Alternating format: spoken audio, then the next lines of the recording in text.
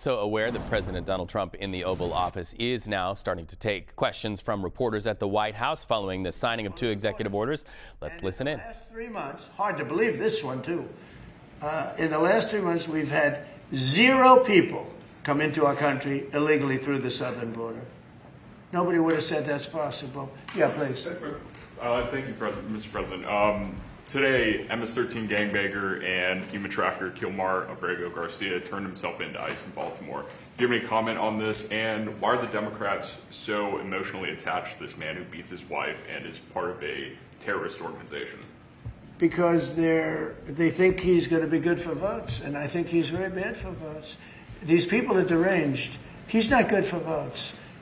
He beat the hell out of his wife. His wife is afraid to even talk about him. She's been mauled by this animal. And, through a system of liberal courts, he's doing things. But, no, we have that under control. And Pam has got that very much under control. Do you want to comment on it? No, we've got him under control. He will no longer terrorize our country. He's currently charged with human smuggling, including children. The guy needs to be in prison. He doesn't need to be on the streets like all these liberals want him to be. And as part of this operation here in D.C., we've also taken off MS-13 members. We've taken, I think just last night, we got a TDA guy off our streets right here, right around from where we all work. Another TDA member gone because of this project. So we're going to keep America safe from all of these foreign terrorist organizations, including Abrego Garcia. Okay. Mr. President, if we could get your reaction, sir. The Israelis bombed a hospital in Gaza that killed 20 people, including 5 journalists. When did this happen? This happened overnight, today. I didn't know that. No. Any reaction to this? Are you Well, going I'm to not talk happy to about Prime it. Minister? I don't want to see it. At the same time, we have to end that whole nightmare. I'm the one that got the hostages out. I got them out, all of them. Steve Witkoff has been amazing. He's done a great job. But I'm the one that got them all out through my people and through me. And now we're left with probably a little bit less than 20 because I think 1 or 2 are gone. And I said a long time ago, I'm going to get them out. But when we get down to that final 10 or 20, these people aren't going to release them because they're dead after they release them. So it's a nasty situation. Very nasty, horrible thing. Mr. Yes. President, could you please elaborate on your post on South Korea? What were you referring to? Well, I heard that there were raids on churches over the last few days, very vicious raids on churches by the new government in South Korea, that they even went into our military base and got information. They probably shouldn't have done that, but I heard bad things. I don't know if it's true or not. I'll be finding out. As you know, your new president's coming in just a couple of hours, coming here. I look forward to meeting him. But we won't stand for that. We just won't stand for that. Yes. Are you prepared to order National Guard troops, though, into American cities if those governors don't request the federal deployment? I am, but I also think that, look, Chicago, everybody knows how bad it is. Everybody standing there knows. We know. You don't have to be doing any studies. They should be saying, please come in. Pritzker should be saying that. I did a favor for Christy Whitmer, a good favor, I think, with the fish, the carp, the China carp. Did you ever hear of it? China carp. And it's taken over your Great Lakes. You know about that, right? And she came and she wanted to know if it's possible for us to do something about it. And I said, well, I'll do it. But I think it's appropriate that the person from Illinois, the governor from Illinois, asks also. It's a tremendously expensive project, actually. It's invasive. It's horrible what's happened. And we can do it with GSA and various people. But we can do it. We're going to just have to see what happens, okay? We're going to have to see what happens. But you have the legal authority the to governor order of those troops? Michigan came, was very respectful, asked for it.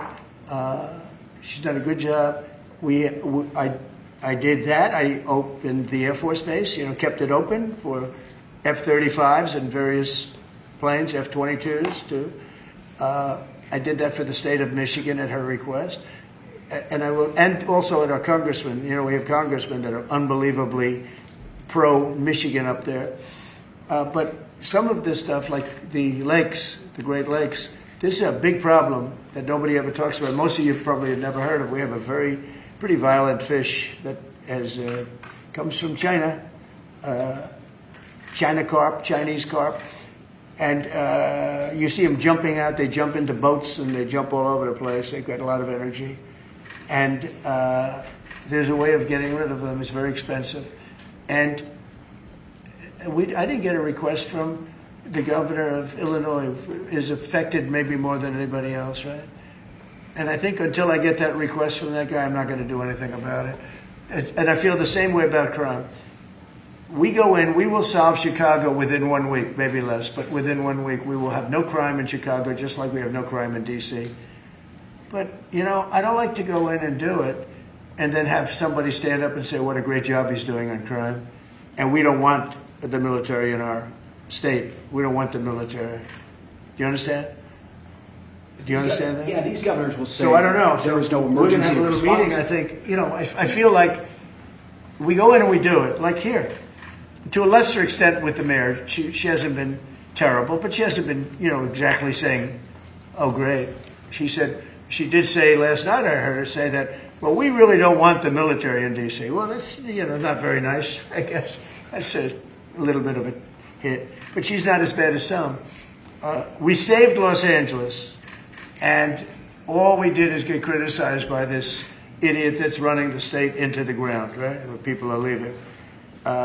He should be thanking us, and he should be requesting us to be there.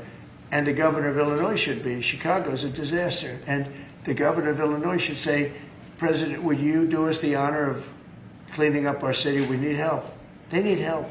They need help. So you We may wait. We may or may not. We may just go in and do it, which is probably what we should do. The problem is, it's not nice when you go in and do it and somebody else is standing there saying, as we give great results, say, we don't want the military in. They need help badly. Chicago desperately needs help. Just look at the crime statistics. Look at the statistics that JD said about, even I didn't know it was that bad. That's terrible. But all I know is we're being celebrated because we went an entire week. Now it's 11 days. We went an entire week without a murder. And I said, boy, that sounds terrible. I didn't know how to, I actually made a speech. I didn't know how to say it because it's a great number. It's a great thing. But it sounds so bad. I mean, supposing you're from a foreign country, which is properly run, and they don't have murders and things, right, so much, or in some cases virtually at all. And you have somebody saying, I'm proud to announce that nobody was murdered in the capital of the United States this week. It sounds terrible. But Mr. President, Gavin Newsom, you mentioned Gavin Newsom on crime. Gavin Newsom, yes.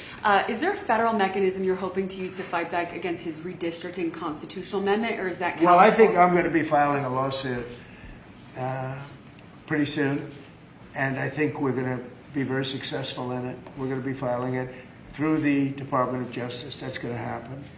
And we're also going to be filing a lawsuit on blue slipping. You know, blue slips make it impossible for me as president to appoint a judge or a U.S. attorney because they have a gentleman's agreement. It's nothing memorialized. It's a gentleman's agreement that's about 100 years old, where if you have a president like a Republican and if you have a Democrat senator, that senator can stop you from appointing a judge or a U.S. attorney. In particular, those are the two, I guess anything, but those are the two that are very important.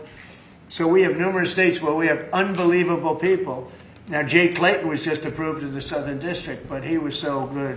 He was a top student, top schools, top everything, went to Sullivan and Cromwell, became the head of Sullivan and Cromwell, came down here, was Securities and Exchange Commission, ran it for 4 years during my term, like impeccably, beautiful job. He did an incredible job.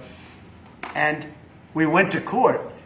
And the judges, Democrat judges, voted that he can. That's the only way you get by it. But generally speaking, you can't do that because you'll have judges from the other party. So Jay Clayton just got approved, and he's in. But he didn't get approved by the senators. He got approved by the court system in New York, which was a great thing. And I had a big victory in New York, I might add. I saved myself $500 million with a fake, corrupt attorney general, a really corrupt person with a corrupt judge who was disgraceful, and they're being mauled right now by everybody. It's so corrupt, and it kept business out of New York, stuff like that. But the appellate division vacated all of that stuff that you read about, and we're going to do a big number on that whole thing. You can't have a corrupt court system. You can't have that. You have to have borders, and you have to have a free press. Otherwise, you don't have a country. But you'll be hearing about the blue slipping, because if you have not, you don't need two senators. You just need one Democrat senator with a Republican. The only person that I can get approved are Democrats, or maybe weak Republicans, but we don't want that. But the only person I will be able to get approved in any of those states where you have a Democrat I can't get a U.S. attorney. I can only get a Democrat U.S. attorney. And this is based on an old custom. It's not based on law, and I think it's unconstitutional, and I'll probably be filing a suit on that pretty soon. Yeah, please. During the campaign, you called Kamala Harris a communist, but the Biden-Harris administration, they never called for nationalizing a private company with the federal government like you're proposing with Intel. What do you say to some who say this is a bit hypocritical, and is this the new way of doing industrial policy? Yeah, sure it is. I want to try and get as much as I can. If people come in and they need something, as an example, as a real estate person, if I have an agreement and I have any form of a stopgap where I can stop somebody from doing something, right? I have a covenant in an agreement, and they come to me and they say, would like to do something, but you have us restricted. If I do that, they usually have to pay. Now, in the case of Intel, it was interesting, but I hope I'm going to have many more cases like it. Intel came in. I met with the gentleman. I had a lot of respect for him. He came in under a little bit of a cloud. I liked his story. I thought he was good. I think he really means to do a good job with Intel. I said, I'd like to ask whether or not you'd because the story, a lot of people said I invested in Intel. I didn't invest, but I invest my heart in it and my soul because I want the country to be strong. But I said, I'd like you to give 10% of Intel to the United States of America. Not to me, to the United States of America. And I said, if you have them as a partner, you have the United States as a partner, I think that would be a very good thing for Intel. And he thought about it, a little bit different, and he said, I like that idea very much. We have a deal. And I just made $10 billion or $11 billion for the United States of America. And yeah, there will be other cases. If I have that opportunity again, I would do that. And then, you do have stupid people say, oh, that's a shame. It's not a shame. It's called business. If somebody's willing to give you 10% of a company and you're not paying for it, and I will tell you, with a company like Intel, as you know, it's had difficulty. I want them to do well. I want them to do well anyway, but I want them to do well in particular now. But isn't public ownership of a private Listening live to questions being offered to the President of the United States, who is answering some of those questions there from the Oval Office after signing a couple of executive orders. We continue looking at that. One of the issues that came up is, of course, the man who's become the figurehead to the conversation in our country about deportation, Kilmar Abrego Garcia. Let's go ahead and listen to what the president had to say about his case. These people are deranged. He's not good for votes. He beat the hell out of his wife. His wife is afraid to even talk about him. She's been mauled by this animal.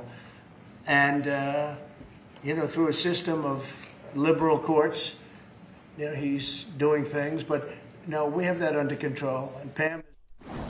All right, so let's go to CBS News immigration politics reporter Camilo Montoya-Galvez. You're in Baltimore, where there was a hearing and also where there was a protest earlier today. What the president has to say about Mr. Abrego Garcia, has that been tested in a court of law? Has he been given his due process? Because Pam Bondi, before the president had to say that, essentially said what the president had just said. So the question is, from critics, about due process, is it not?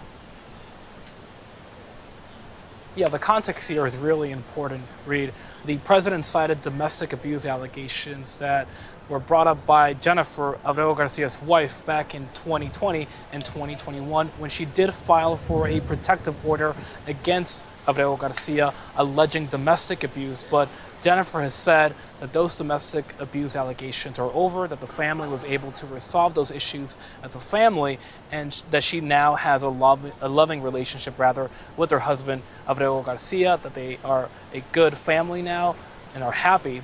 In terms of the due process question, it is really important to also underscore that Abrego Garcia was not supposed to be sent legally to El Salvador back in March. Despite a court order from 2019, he was sent there, and now he's facing criminal charges that were only built and presented to a court in Tennessee after that deportation to El Salvador. That trial is not set to start until next year, and the open question now is whether Abrego Garcia will have a chance to have his day in court to defend himself against these allegations in a criminal court of law, or whether the administration will try to preempt that process by moving to deport him from the U.S., including now to this country of Uganda that the administration says is willing to receive this man from the U.S. Well, it sounds like the Trump administration very much has decided who he is and what he's about. You will be following whether he is shipped out of the country while we await process. Thank you so much, Camilo Montoya-Galvez in Baltimore once again.